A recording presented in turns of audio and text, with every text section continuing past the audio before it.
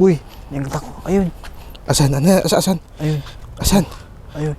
Andun, Jo Marie. Asan? Saan? Ayun. Ayun. Tingnan saan? Ayun. Takbo.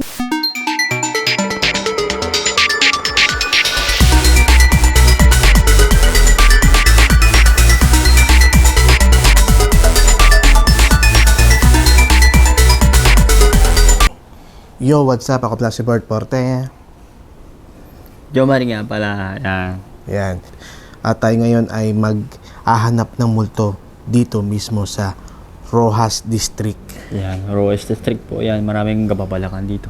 Alam mo ba, bro, nung mayroong palabas sa Shake, Rattle and Roll or Filipino movie ng title ay Aswang in the City, yung city na yon ay ito mismo yon, yung Roxas District.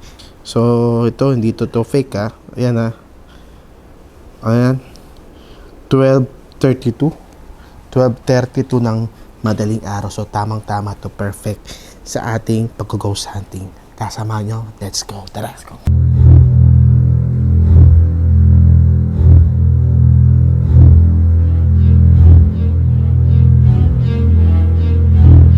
Master, may pusa. May pusa na. Pero parang pareho. Mabagsik yung pusa. Kita mo? Parang hindi siya ordinaryong pusa, no? Okay. Ano bang meron sa pusa na yan? Subukan natin yung lapitan, ha? Subukan natin lapitan yung pusa. Sa tingin mo, Jo Marie? Okay, pusa siya. Pero nakahapang. Matabang pusa. Tara, tapitan natin.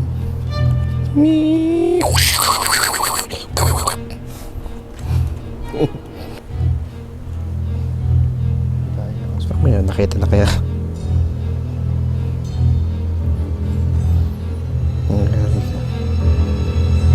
Nakasuwak na kaya?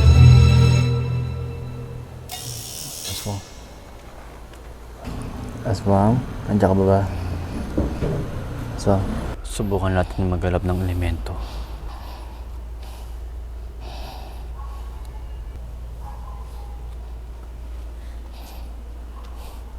Jo Marie, anong meron ka bang naramdaman? Aura? Wala pa rin eh. Pero sa pinuntahan natin doon sa dulo, yun talaga yung mga nakakakilabot na maramdaman ko yung aura. Ito na yung mga aswang. Aswang. Ayun, dalawa. Aswang. Tayo ngayon ay nandito mismo sa plaza, sa pinakagitna ng Roxas District. Dito na mismo. Di ko alam wala kasing sinabing eksaktong lugar kung saan naganap yung sinasabi nilang kwento na may na-encounter na malaking baboy dito sa Roxas, sa Jasmine Street. Pero ito na yung pinakagitna at ito yung pinakatahimik at pinaka-creepy na parte ng Jasmine Street. Medyo malimik din konti. Pero maramdaman ko pa rin ang aura. Susubukan namin tumambay ni Jo Marie ngayon. Tandaan nyo madaling araw ngayon at tiyatin kung mayroon tayong ma-encounter dito, Jo Marie. Tara. Alam mo ba, Jo Marie, yung itong Roxas District ay nabanggit na sa mga horror YouTube channel. Dito kasi sa mga hindi nakakalam, itong lugar na to sa Roxas District is nabanggit siya sa isang episode ng kwentong Takip Silim. Ang narrator nun ay si Sir Jupiter, kung doon nagkakamali. At itong nilalakaran namin, mga kamaster, Ayan. ito ang Jasmine Street. Nalimutan ko na yung eksaktong title ng storya, pero ikikwento ko lang mabilis na. Bali sa story nung doon sa YouTube channel na yun, may babae daw na dumaan dito sa Jasmine Street. Dahil kakauwi nga lang niya galing trabaho. At dito sa mismong street na to, ito sa nilalakaran natin, meron siyang na-encounter na malaking baboy. Baboy, ibig sabihin, para nagbabalit ng anyo. Oo, tama. At ibig sabihin din nun, hindi siya ordinaryong baboy, kundi yun ay aswang. Itong nilalakaran namin, ito mismo kung saan nangyari yung kwento na yun. So tara, samahan niyo ako at tayo ngayon ay maglilibot-libot pa rin dito, okay? Pero wala parang walang aswang no? Walang aswang dito, pero wala naman ako nalalabasan ng enerhiya sa katawan. Marami lang aso. Ay, aso. Mga aso.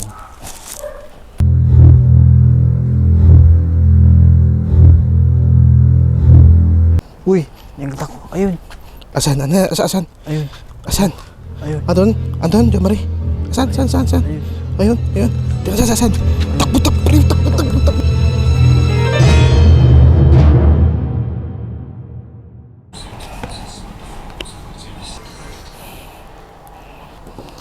Alright, yan. So yan, mga kamaster, nakauwi na tayo. At ang conclusion natin ay wala tayong nakita na kaluluwa o aswang dito sa Roas District. Pero syempre, iba pa rin yung pakiramdam natin.